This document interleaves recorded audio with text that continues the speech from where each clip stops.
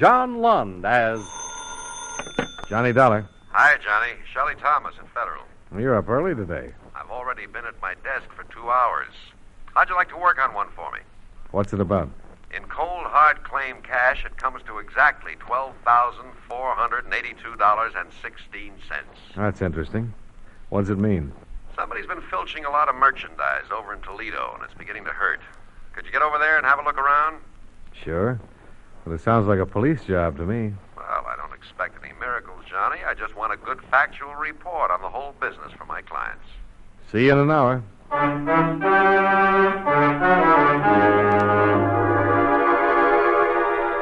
John Lund in a transcribed adventure of the man with the action-packed expense account, America's fabulous freelance insurance investigator. Yours truly, Johnny Dollar.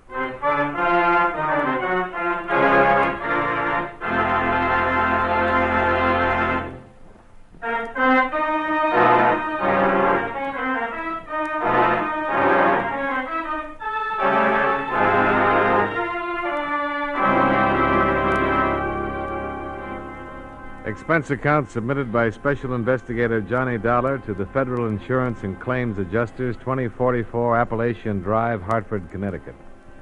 The following is an accounting of expenditures during my investigation of the Costain matter.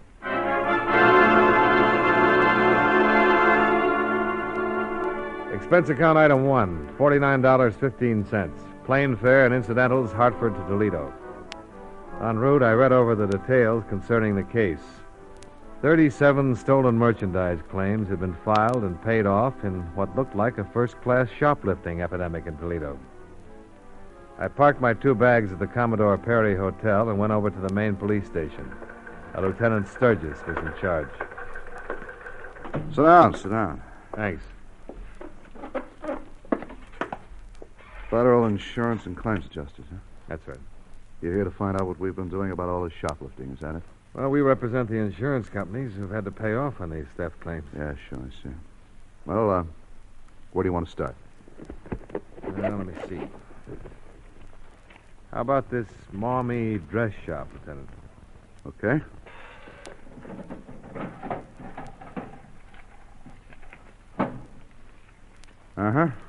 Let's see. February 10th, proprietor Mrs. Bancroft registered a complaint with us that a dress and a coat were missing from the store racks. Well, we went over there and talked to her about it, made out the report as another shoplifting job, and put a description of the coat and the dress in the hot sheet. Mm-hmm. Dress wholesaled at $113. Coat had a fur trim. Went at $395. Yeah. Looked a little better than most shoplifting jobs to us. We had it in mind when we got another complaint 3 days later from a place over on Oak Avenue.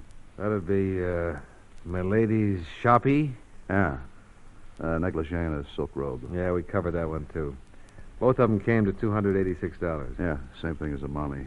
Clerks hadn't seen anyone, didn't know anything. The week of the 15th, we had 2 more complaints. On the 23rd, 3 complaints. They've been coming in regular ever since. Actually, the last one was 3 days ago.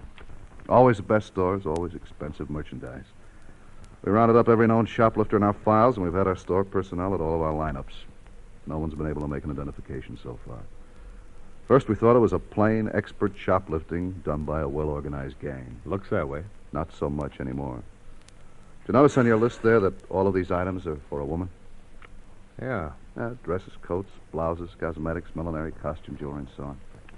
Now, what we didn't pick up until about a month ago was that all of the articles of clothing that have been taken are for a woman who wears a size 10 dress. That is a funny one. Yeah, and it rules out a gang right away. There's pattern to it, but I'm going to have someone else tell you about that. Yes, Lieutenant? See if Sergeant Beidler's in. Right. 99 times out of 100, a shoplifter will take anything he or she can get her hands on, regardless of cost, size, color, or anything else. So we don't think this is the work of an old-timer either.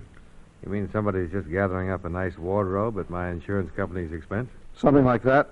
If any of these stolen articles have been sold or disposed of, we'd have a lead by now. The stuff has been on the hot sheet for months. We've covered pawn shops, second-hand store... Yes? Sergeant Beidler on 2. Right.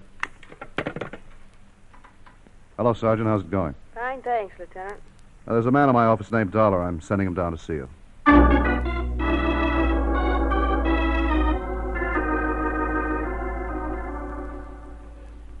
women in the department reacted a little differently than the men to all this.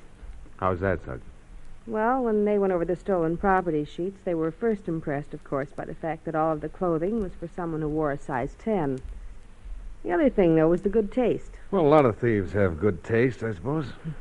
This one seems to have not only good taste, but a pretty exclusive taste. You mean the expensive places that have been robbed? Well, that, but even more. You see here, Uh-huh. on March 4th, one green suede coat missing from Toll's apparel shop, and here on the 13th. A brown organdy dress from the Commodore, and here, cocoa-colored sports coat. Yeah? Hats and gloves in green and brown, beige, sometimes yellow. No other colors. Well, what does it mean? Any woman who restricts herself to these particular colors in dressing, green, brown, beige, cocoa, yellow, must have a very definite coloring of her own. We think a redhead with green eyes. Well, you know best about that. But, why green eyes? Couldn't they be blue or brown? Yes, they could be. But there's been a particular emphasis on green in the coats and dresses that have been stolen. And besides that, there's the cosmetics. Did you cover Jaeger's? Jaeger's, let me see. No. Well, Jaeger's is a very plush cosmetics store here. Nothing but perfumes and makeup. They reported March 2nd, a whole box of green eyeshadow had been stolen from one of their counters. And green eyeshadow only goes with green eyes? Yes, whereas blue eyeshadow would fit a person with either blue or brown eyes. Now, at the same time the eyeshadow was taken, several tubes of lipstick and rouge were also stolen. Both of those items contained orange tinting. That gives us another reason for thinking the eyes are green. I'm convinced. A redhead with green eyes. Oh, and it's a short hairdo. It is? Look at my hair. I am, Sergeant. With a short hairdo like mine, I'd look rather ridiculous in a big picture hat that requires a hair frame. But a small hat, one with a tight contour, would be all right. Hey, I'm coming around. The Case Millinery store, eh? Yes. 4 hats. Total value $185? Yes, those hats that were taken from cases were small, especially designed for a woman with a short hairdo. We think that some of the costume jewelry that's been stolen ties in with the clothes, too. Uh-huh. Well, how does it stand right now? Well, we've had our troubles on this one. It's impossible to tie up the manpower it would require to cover every dress and apparel shop in town, not to mention the department stores. Sure. We're doing the next best thing. No store's been taken a second time, so we've spotted a dozen policewomen from my department and as many stores around town that still hasn't been hit. And they're posing as clerks. How long has this been going on? Since Monday. Maybe we'll get a lead this way. Yeah. Sergeant, this is just a wild one, but suppose a red-headed woman with green eyes isn't doing it after all. Suppose somebody's doing it for her. We've thought of that, and it looks like a possibility. None of the personnel we've questioned in any of these stores has been able to say definitely whether or not they saw anyone with red hair on the premises or around the shop to fit the time incidents of the particular robbery. I see. And there's another thing we're working on, too, beauty shops. Oh? She's a redhead, and she's got all of these expensive clothes. It's a good bet she keeps herself up. You know, has her hair and nails done regularly. Yeah. We've covered about 50 different beauty salons in town, the best ones. Told them the kind of woman we're looking for and given them an idea of what she'll be wearing. Well, if she's still in town, something should break pretty soon. I'd like to go over the original complaints, if it's possible. Main filings on the second floor. Ask for Sergeant Kelly, and he'll give you what you want. I'll do that. Thanks a lot.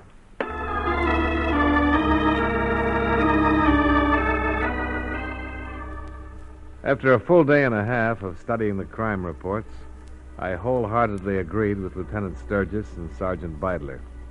Since none of the stolen articles had appeared in any of the usual places for disposal, I was convinced it was not the work of an organized gang or of a previous offender. All clothing that had been taken was the same size and a small variety of colors, and, as Sergeant Beidler had pointed out, suited only to a certain type of woman with definite physical characteristics: red hair, green eyes.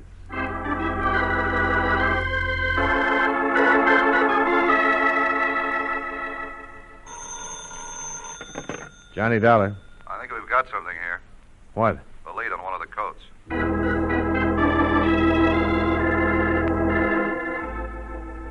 I met Lieutenant Sturgis in the police garage, and we drove over to Toll's apparel shop on West Oak Street.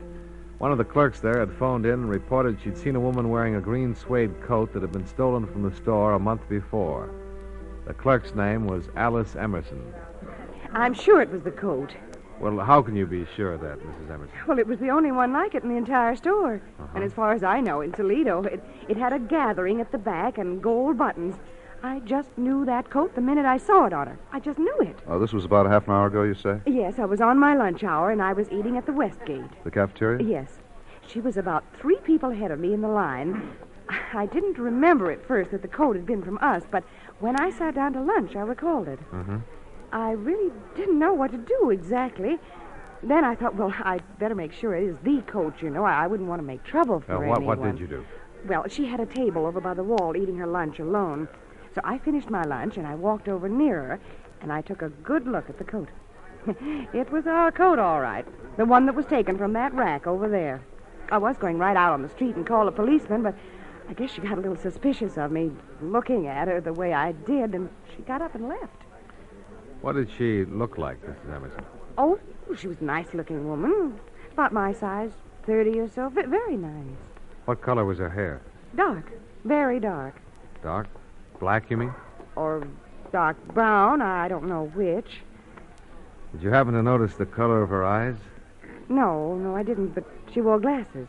Horn-rimmed. You're certain it's the same coat? Oh, I'm positive. Have you ever seen the woman before? No, never. At least I don't think I have. Nothing familiar about her at all? No. Did you happen to notice which direction she went in when she left the cafeteria? No, I don't know where she went. She just got into a taxi cab.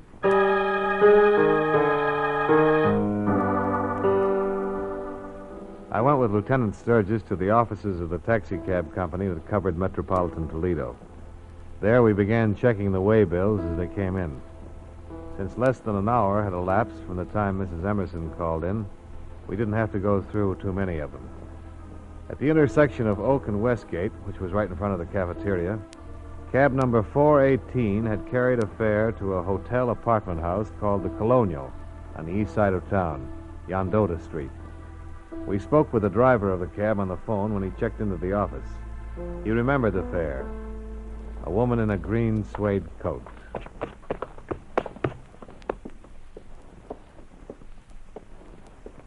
Try that. Yeah.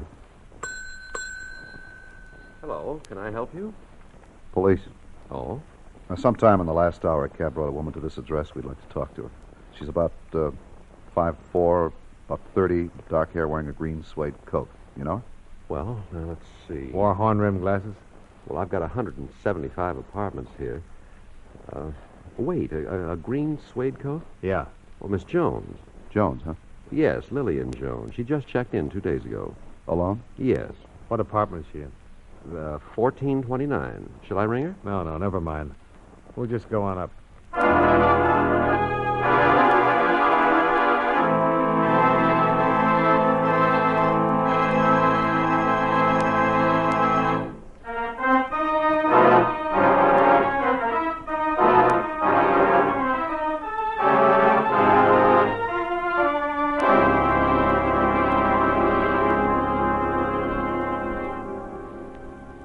From the description we gave the desk clerk at the Colonial Apartments, he identified our suspect as Lillian Jones, apartment 1429. She'd come in approximately 20 minutes before we'd arrived. As far as the clerk knew, she was still in her apartment. We took the self-service elevator up to the 14th floor. Ought to be down this way. Hey, wait. 1410, then it goes to 21. Yeah. Oh, the corridor. Oh, yeah.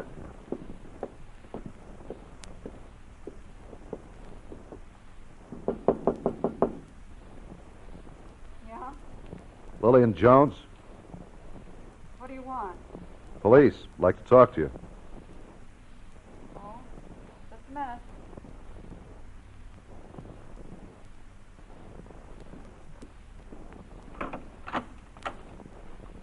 May we come in? We can talk here. It'll be easier inside. Here's all right for me. Let's go inside, Miss Jones. Okay. What's this all about? A woman who works at Toll's apparel shop saw you in the Westgate cafeteria at lunchtime today. She said you were wearing a coat that was stolen from them. She's a liar. I don't even know where Toll's apparel shop is. She was pretty certain about it. I've been here all day. I had my lunch here. Anybody with you? What do you mean? Did you eat alone? Sure, I ate alone. Miss Jones, we can get the woman from Toll's to come over here and identify you. Say, listen. And we can get the cab driver who brought you here to identify you, too.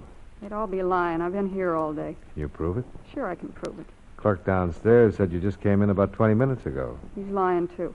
It's a green suede coat. You have a green suede coat? No. Listen, you just get out of there. Where's the coat, Miss Jones? I don't know what coat you're talking about. A green suede coat. Now, what'd you do with it? I don't have a green suede coat. Do you have any objection to our looking around? You bet I have. All right, we'll get a search warrant. I'm afraid you'll have to come with us, Miss Jones. I'm not going anywhere with anybody. Get out of here. Get out of my apartment. I'll make plenty of trouble for the both of you. Come on, Miss Jones.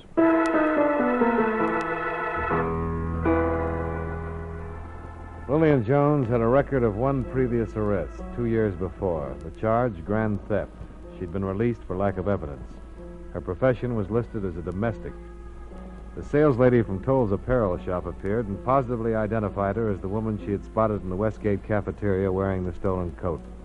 The cab driver who'd driven her from the intersection of Westgate and Oak to the Colonial Apartments was called in. He also identified her. She still refused to admit anything, maintaining that she hadn't left her apartment all day. Lieutenant Sturgis took a detail of men to her place to search the premises.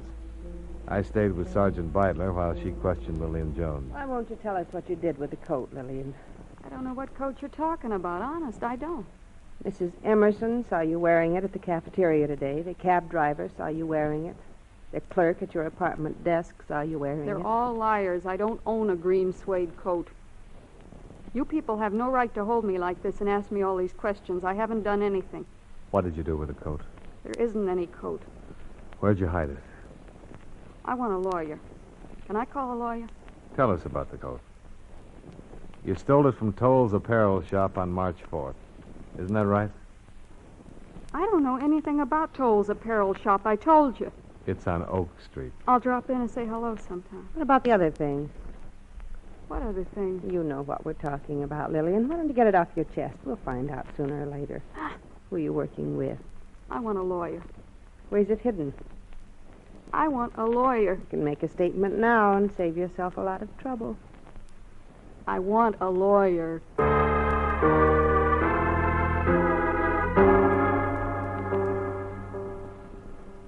We continued to question Lillian Jones regarding the green suede coat.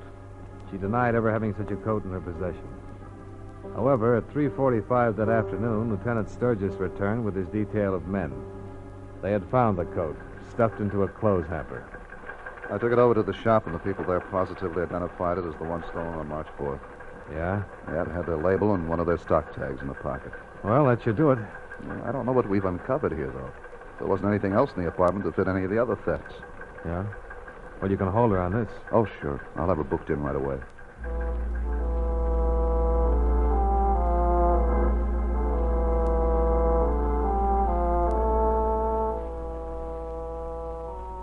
Lillian Jones was charged with grand theft. Before she was taken to the main jail, she admitted that she had stolen the coat. But not from the apparel shop. From the home of a family by the name of Costain. She said she'd been employed there for 2 weeks as a domestic servant. Mr. Costain was a civil engineer with offices in downtown Toledo. They informed us that he'd already left for his home, so we drove out there to interview him.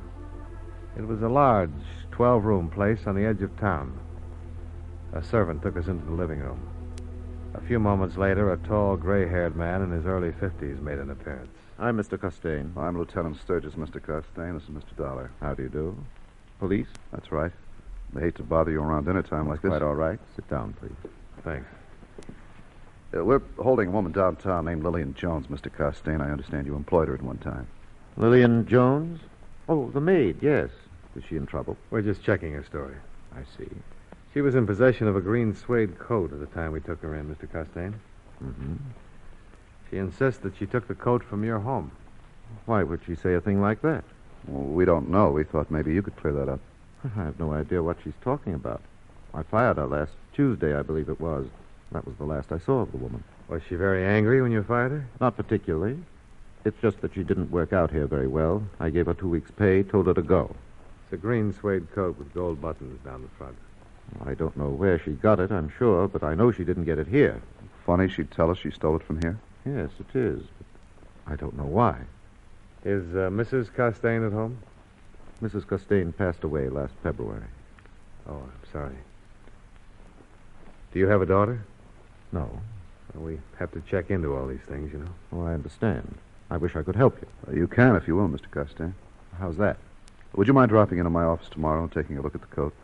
I don't know what good that would do, but I'll be glad to do it. You just might recognize it. Perhaps it belonged to Mrs. Costain. Possibly. Although I don't remember it. Room 212 in the main building. All right, Lieutenant. I'll be there in the morning. Fine. Sorry to have bothered you. Not at all. Good night. Good night. Good night. Did you see it? The color print on the piano? Yeah. A red-headed woman with green eyes.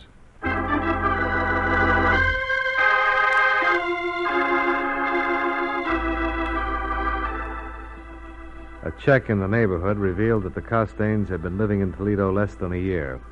Before that, they'd lived in Detroit. Financially, they were in the upper income bracket. The house was completely paid for. There were 2 expensive late-model cars in the garage. The Office of Vital Statistics informed us that Mrs. Costain had died on February 6th of a heart condition. It also noted that her hair had been red, her eyes green.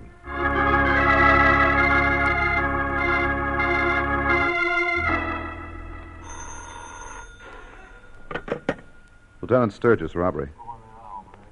Oh, yes, of course. I see.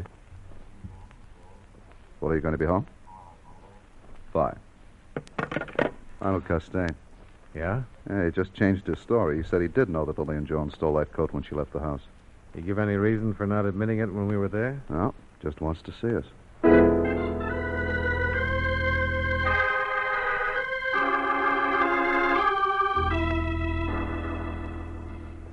I'm afraid I've caused you some trouble on this. Oh, we don't quite understand why you didn't tell us about it last night. It's rather simple, probably rather silly. I have a devil of a time keeping servants here for some reason. If a notice got in the paper I'd accused one of them of theft, well, I'd have a difficult time getting another one. They're that way. That coat's worth over $600, Mr. Costain. Yes, I know. It belonged to my wife. And you let it go like that? Oh, I'm insured for personal loss. Did you report this to your insurance broker? Oh, yes. Did you file a claim? Yes. What's your broker's name? Mr. Levant. He has offices in the Metropolitan Building. When did you report the loss? On Wednesday. You mind if I call him and check this? I don't see why that's necessary. I've just told you what I did about the matter. Oh, we're still puzzled, Mr. Costain. That coat was reported stolen from Toll's apparel shop last March 4th. Oh, that's absurd, of course. Mrs. Costain bought that coat for herself a week or so before her illness. Did she handle it, or did you? What do you mean? Well, did she pay for it, or were you billed? I suppose I was billed. I don't recall. Are you insinuating that Mrs. Costain might have stolen that coat? No, Mr. Costain. Your wife was already dead when that coat was stolen. Oh, no. You're wrong. What do you mean? Edna's not dead. She'll come back. And when she does, I'll have all these things for her. The things I denied her before. Denied her? Yes. I always told Edna she was too extravagant, that she didn't need all those expensive things. Well, you could have bought them. Why did you steal them? I always denied her the things she loved. When Edna went away, I don't know what came over me. I mean, the loneliness seemed too much somehow. And I'd go out during the day from my office and wander through the stores that she used to love very much. And whenever I had the opportunity, I stole the things she always wanted. What did you do with them? They're in Edna's bedroom, hanging in her wardrobe. Would you like to see them?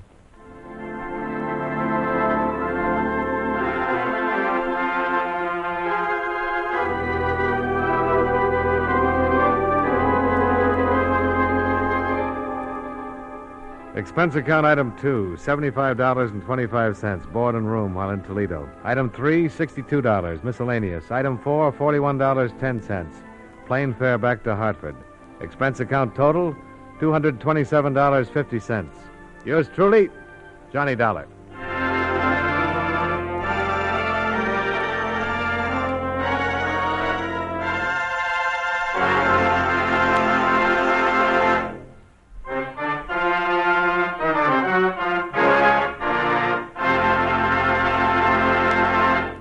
Yours truly, Johnny Dollar, stars John Lund in the title role and was written by E. Jack Newman with music by Milton Charles.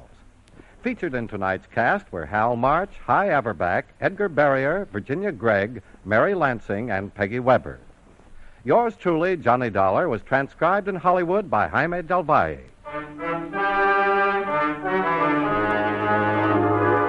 This is Charles Lyon, inviting you to join us again next week at this same time when, from Hollywood, John Lund returns as... Yours truly, Johnny Dollar.